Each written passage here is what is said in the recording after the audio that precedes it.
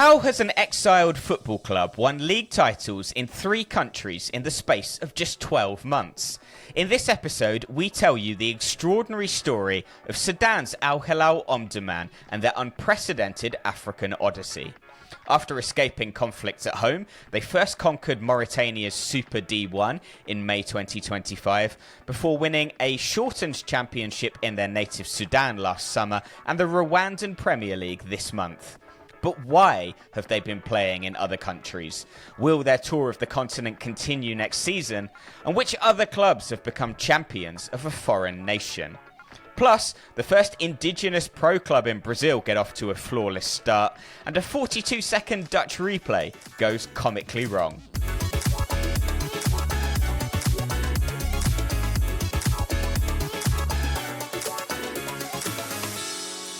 Hello, welcome to The Sweeper, the podcast that tells you the most extraordinary stories from across the football world. I'm Lee Wingate. And I'm Paul Watson. And there are so many stories to pick from at the moment, Lee. But we've decided to go for a Brazilian club composed of 15 different tribes and a story from the Netherlands that will genuinely make you laugh. But the main story is from Africa. And we're talking about Al Hilal, who've achieved a feat that seems, at first glance, to be some kind of mistake. It does, yeah. They've won the league titles of 3 different countries in the last 12 months. It sounds like it cannot be true. And that's exactly why we posed this question to our friends at Football Clichés when we appeared on their quiz last week. So do check that episode out after this one. But it absolutely is true. It is the indirect result of a brutal conflict that's been engulfing Sudan since 2023. It's claimed the lives of more than 150,000 people and left more than 14 million displaced in what is, according to the United Nations, the worst humanitarian and displacement crisis on the planet. Now, obviously, Paul, there are much more serious issues going on here. But as this is a football podcast, we're going to focus on the football and wind the clock back to 2023 to look at the outbreak of the conflict through the eyes of Sudan's biggest football club, Al Hilal. Yeah, so in April 2023, Al Hilal are in a title race and heading for another league title. Their coach, Florent Ibonge, goes to bed on a Friday night, and his head is in the football and, what's going to happen. He wakes up and hears gunfire, and everything is about to change for him and his team.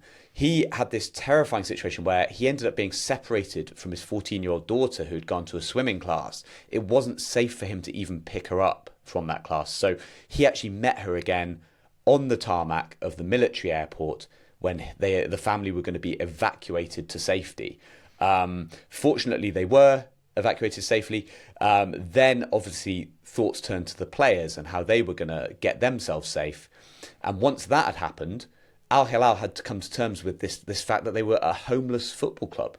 Yeah, and that meant, of course, that football domestically, as per usual in Sudan, was not possible. And so Al Hilal and their city rivals Al Mariq began to explore the possibility of playing as guests in the leagues of other countries. I think this was quite important because they both qualified for CAF club competitions, and so they needed to play regular football to stay in shape for that. Yeah, and so initially the plan was to go to Tanzania, and that looked quite possible for a while, but it wasn't in the end approved by the local FA. And where they did eventually find a deal was Mauritania, right the other side of Africa in Mauritania, where it was agreed that the local FA would cover their costs, from all the costs, in fact, from hotels, training facilities. So quite a big thing for them to take on. The club were put up in a hotel in the capital, Nouakchott. But obviously for the players, they were then separated from their families. They didn't see them for this entire time they were competing in Mauritania. Some of the players lost family members in this fighting.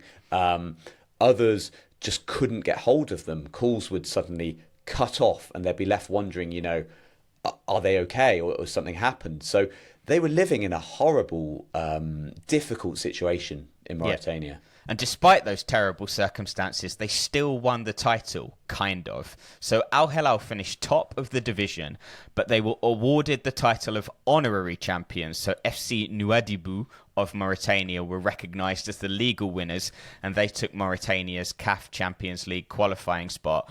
But this was essentially part of an agreement that had been made in advance as part of the negotiations for Al Hilal and Al Merrikh to join the league and not upset the other clubs, basically.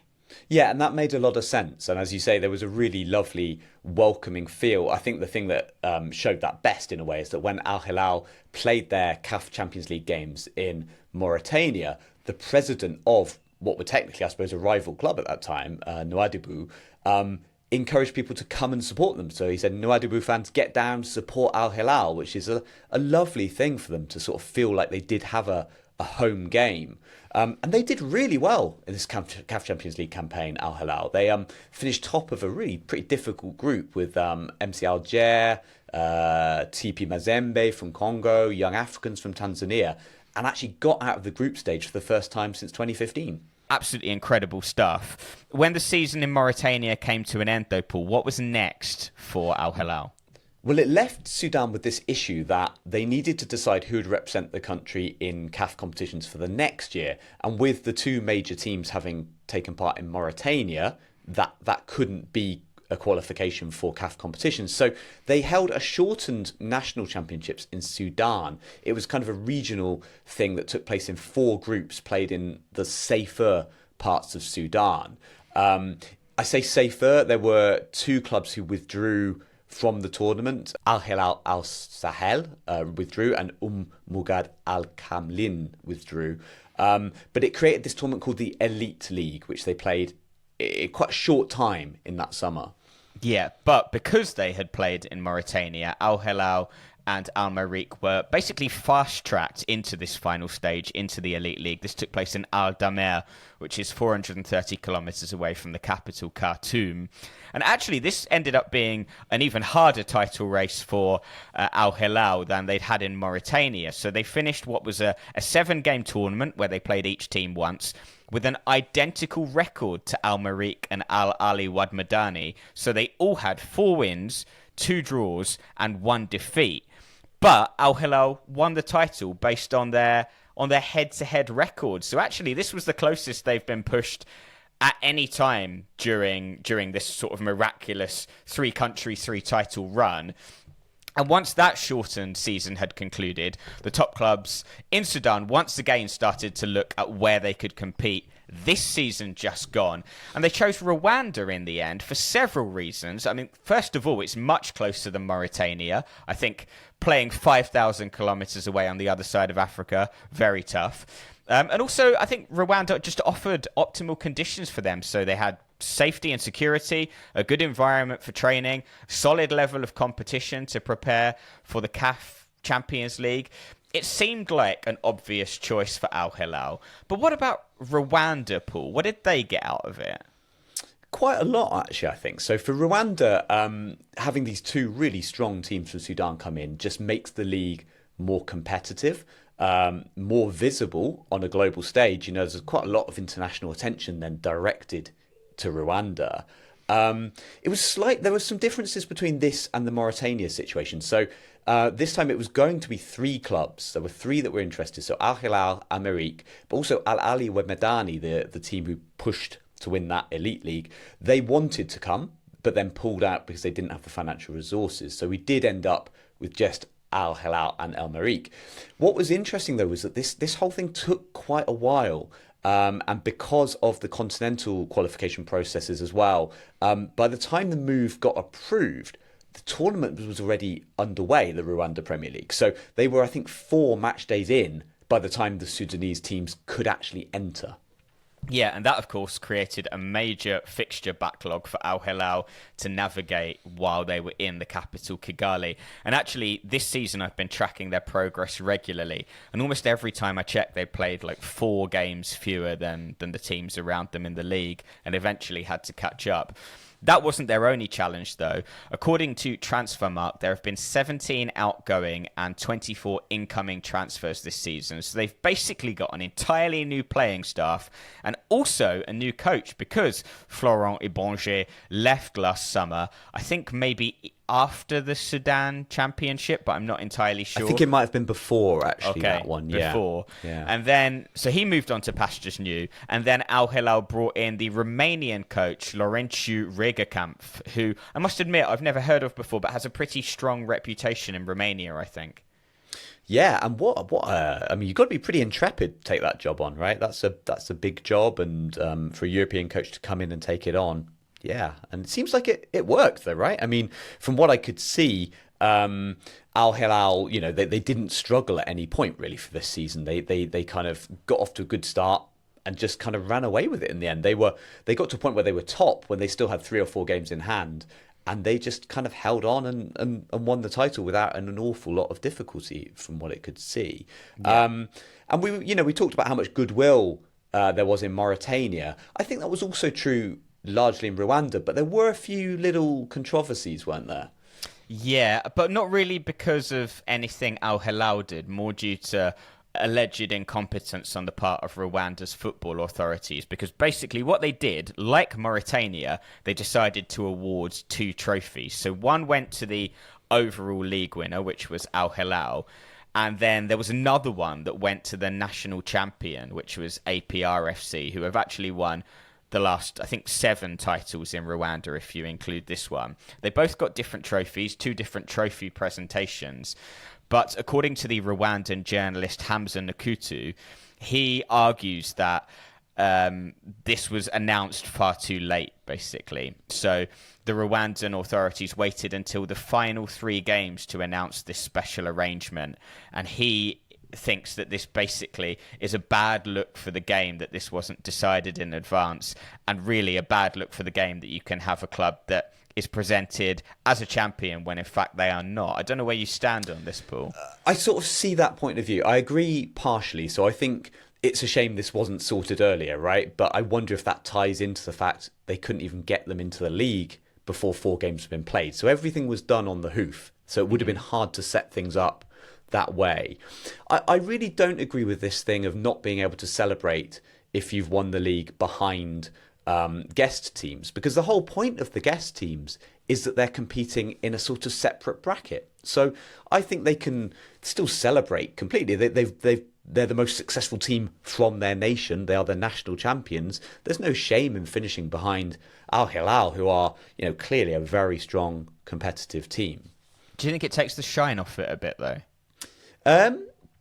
Possibly, but as soon as you're entering, guest teams into the competition, there is a possibility that's what's going to happen. In a way, it was almost most likely Al Hilal would either win it or struggle badly, but I don't see why they would not win it given their continental prowess recently. So I don't know. I kind of get the point. It feels weird to be the champions if you haven't finished first, but I think if you're the best team from your nation that year, I think you are the champions. All right, then. Well, the big question as of now is what happens to Al Hilal and Al Merrikh next season. We can offer some insight on that, can't we, Paul? We can, through our African football expert, Ali Howarth, who is a must-follow on all things African football. Brilliant journalist. He said that Al Hilal would actually be open to staying in Rwanda, but that the costs are just simply too high. It's costing hundreds of dollars per player per day for them to be in this league. There is also a plan to restart the Sudanese league fully, so not this kind of elite league thing, but a full Sudanese league next season. Realistically, though, that still seems quite unlikely, and it's going to leave Al Hilal looking for another nation to host them. According to Ali, there are a lot of rumours circulating where that new nation for them to go to will be. There are apparently talks with Algeria, South Africa, and Tanzania. Maybe Tanzania being the likeliest because it's the closest geographically, and they've also played home games there in the Champions League before. Yeah, it's going to be interesting, though, because obviously a few years back, Tanzania's FA didn't approve their potential switch. So I wonder if there's a bit of social proof there and they've seen what it's done for Mauritania and Rwanda. Yeah, I don't know. I mean, on a simply footballing level, it would be fascinating to see how they got on in Algeria or South Africa, because you're looking then at a level of football that is much higher. I'd be fascinated to see Al Hilal taking on Mamelodi Sundowns and Orlando Pirates, but we'll just have to sort of keep our eyes peeled on this one. And who knows, maybe we'll be talking about them becoming champions of a fourth country in the space of 2 years, this time next season. But for now, we are going to have a look at other clubs, Paul, that have become champions of a foreign country. Al Hilal are the only club in world football that have become the champions of 2 foreign countries. But we do have plenty of other clubs who have done it. Most of them are in UEFA. What are the biggest examples in UEFA? Well, this is where you get some technicalities. So I guess Monaco, right? AS Monaco, 8-time champions of France. They would count. The one that we talk about a fair bit, right? The New Saints, who are Welsh champions, the powerhouse of Welsh football, but are in fact based in Oswestry, which is just over the border in England. Yeah, but they are a Welsh league club that has never played in England, right? So there's a bit of an asterisk after that one. Yeah, that doesn't quite count, does it? Whereas Derry City are based in Northern Ireland, but play in the Republic of Ireland, but they have won the League of Ireland twice, so 1989, 1997. Yeah, and we've got an honourable mention. Actually, they haven't won the league in Switzerland, but FC Vaduz of Liechtenstein have just been promoted to the Swiss Super League. And Paul, when was the last time that a promoted club in Switzerland won the league? Must be all of happened, right? All of this season, wasn't it? Yeah, so exactly. We literally just did a pod about it. So who knows? Who knows? Yeah. God, that would be quite something if FC Vaduz ended up winning the Swiss League, wouldn't it? That would be it really. Well, I don't think they can. I don't think they can be crowned as champions. No, but we'd have an honourable situation again, would we? Yeah. I suppose. I'm imagining they're not spending a huge amount of time planning that. No, I don't think so. We've got a few more examples historically as well. Perhaps one of the most famous ones is Rapid Vienna becoming champions of Germany during wartime. That was back in 1941, after the Anschluss, when Austria was integrated into Greater Germany. And then there's quite an interesting one that I didn't know about, Paul, but stumbled upon in research. That's Club Athletic Oradea. They became champions of Hungary in 1944 and then Romania in 1949 due to the shifting of borders in post-World War II Europe. So they were based in a place that was initially Hungary and then became Romania. Oh, wow. No, I never heard of that. Yeah, me neither. What have we got for other continents? Because I think we've got Al Hilal as the only example that we could find in Africa. What about AFC? Well, the one that immediately jumps to mind is Brunei DPMM, right? Because they won the Singapore Premier League in 2015 and 2019. They've actually moved themselves to Malaysia. They aren't the title winners there, though, are they? So no. We all know who are. It's the all-powerful JDT, but yeah, they've done that move there. I was thinking in AFC, I suppose. Do you have any others? I don't know. What should we do? Well, we have a cross-border one, don't we? Because Auckland FC of New Zealand, they're in OFC, but they play in Australia's A-League. So they've reached the final of the Australian Championship this season, but that hasn't been played yet. So they could become champions of Australia if they win the championship. They did also win the Premiership in 2025, so technically they are regular season champions of another country. Yeah, that one. That one pretty much counts, doesn't it? In OFC itself, it's kind of hard to imagine this having happened in any other way, except for I suppose the OFC Pro League, right, where you have South Melbourne of Australia, who are I think currently top of the leaders group there. So they could win an Oceanian competition despite the fact they're in AFC. Yeah, somehow not quite the same because it's a continental competition, but it is worth mentioning. In CONMEBOL, it's never happened before, to the best of our knowledge. And in CONCACAF, well, MLS is described as the top league for the US and Canada, but I associate that with being American.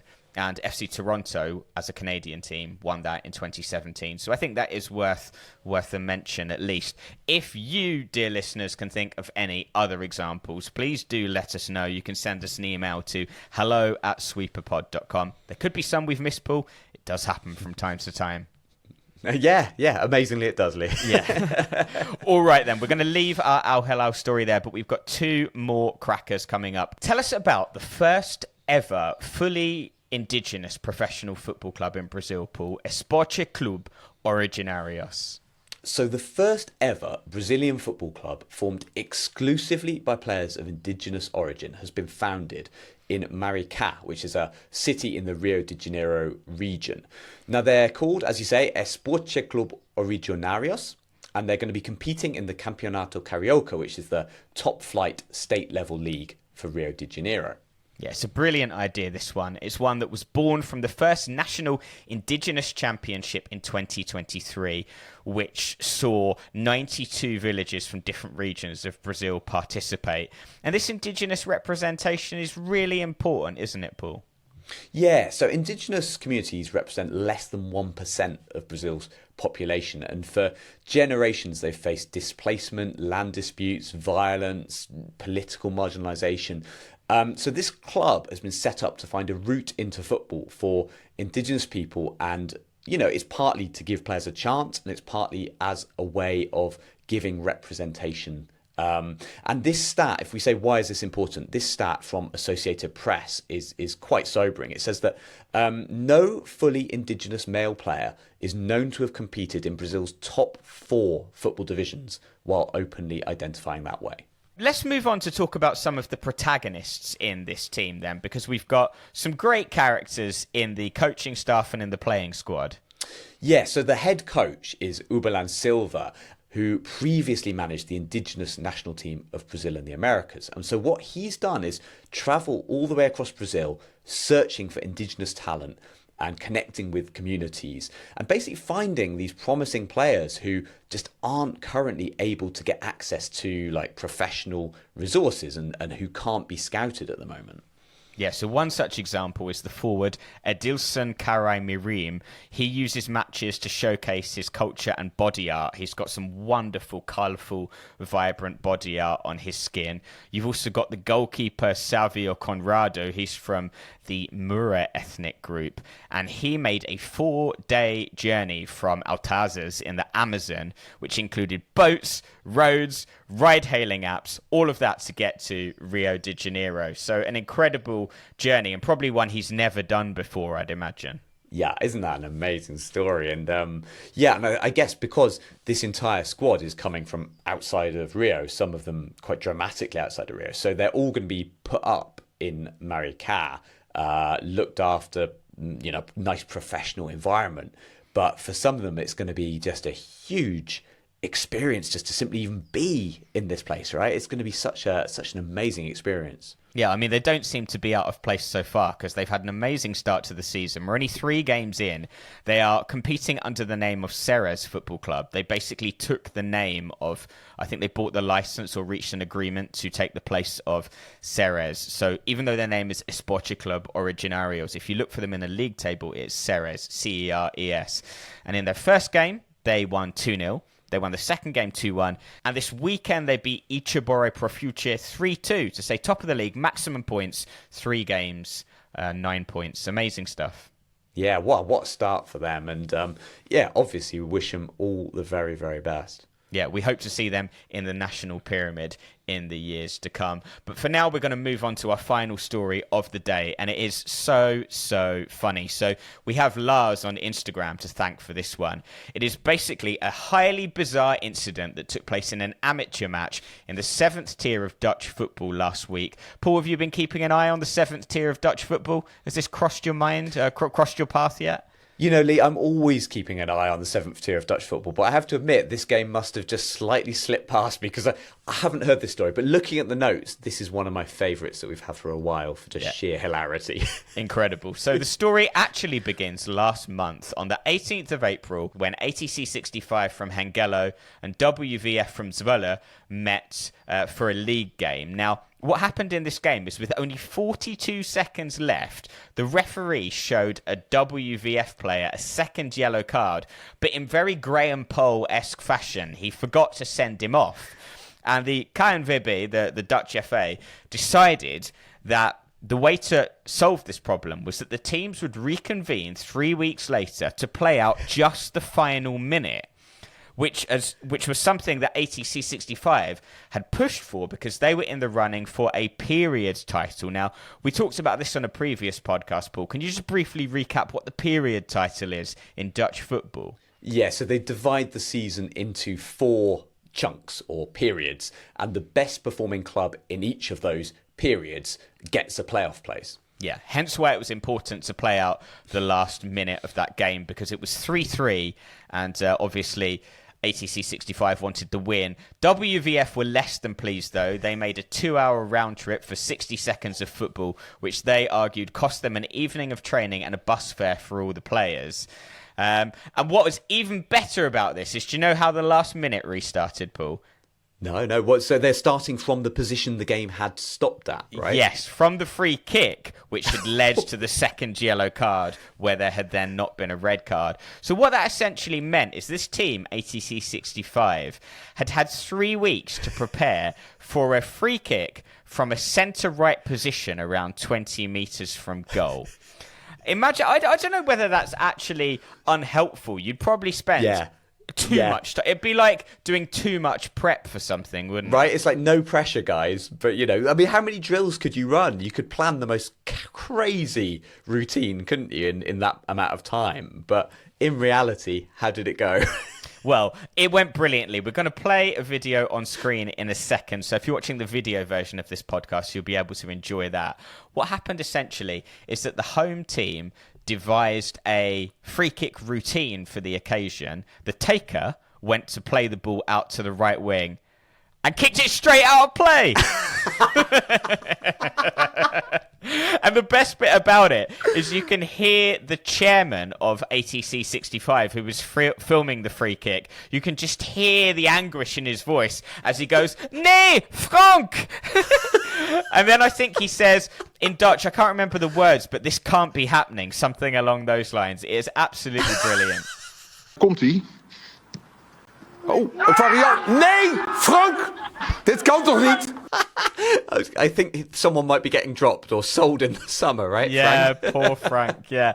And in the end, because they've been made to come all this way for the last 60 seconds, and presumably they'd had a good laugh at seeing their opponent kick the ball straight out of play, WVF celebrated this point exuberantly after the final whistle, even though I'm pretty sure they don't have anything to play for. Incredible stuff. Brilliant. At least it wasn't the other way around, if Frank had to sit on the coach all the way home with his angry teammates. That would have been worse, wouldn't it? I actually wanted to tell you this story on the live show that we did last week, but the Netherlands didn't come up. We essentially had a story for all 55 UEFA countries. We asked the audience to shout them out, but nobody shouted out the Netherlands, did they? No, they did. They shout out a lot of places, Lee, but maybe the Netherlands was too mainstream. I don't know.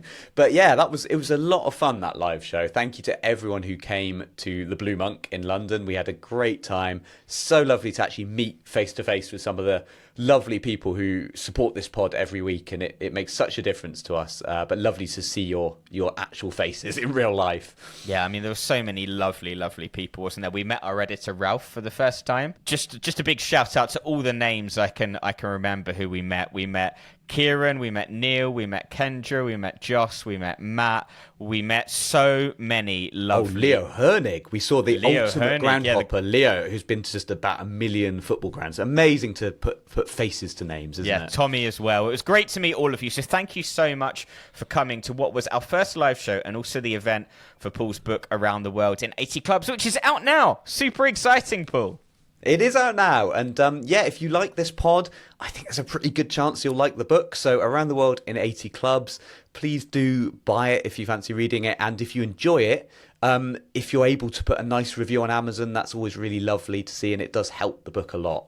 Yes, it's a fantastic read. I can say that with a completely unbiased opinion. I've read it myself and enjoyed it immensely. The link for that will be in the episode description. But that's it for the show today. Thanks so much for listening, and we'll see you next week for a live travel episode from Andorra. Catch you then.